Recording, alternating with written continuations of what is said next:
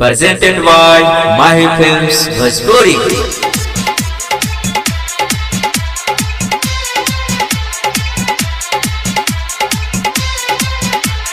कमरे पहथवा धारे दा जान एक्सरसाइज करे दा। कमरे पहथवा धारे दा जान एक्सरसाइज करे दा। माना न कराए जाने जाना बहिया में हमके धारे दा। कमरे पहथवा धारे दा जान एक्सरसाइज करे दा। कमरे पहथवा धारे दा जान एक्सरसाइज करे दा।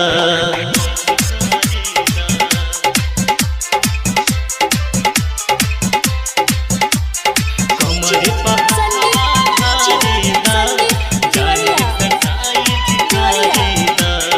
ऐसे न रानी तुझा पजवानी से जिया पे आज तू कर दमन मानी, दमन मानी।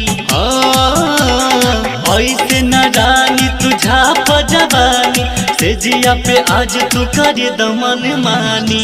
उठवा प उठवा धारे दा जान एक्सरसाइज करे दा।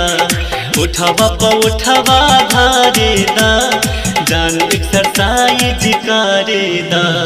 कमरे पहथवा धारे दा जान एक्सरसाइज करे दा।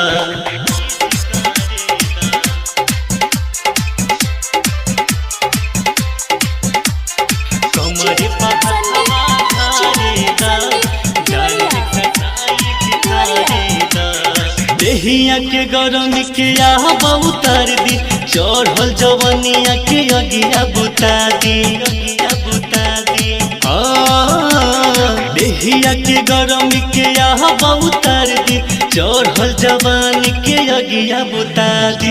और बिन के प्यार तू करे दा छोटू के बहिया में धारे दा। माना न कराए जाने जाना बहिया में हमके धारे दा। कमरे पहथवा धारे दा जान एक्सरसाइज करे दा। कमरे पहथवा धारे दा जान एक्सरसाइज करे दा। राधा रिकॉर्डिंग स्टूडियो कर्जा चौक देवा रोड मुजफ्फरपुर।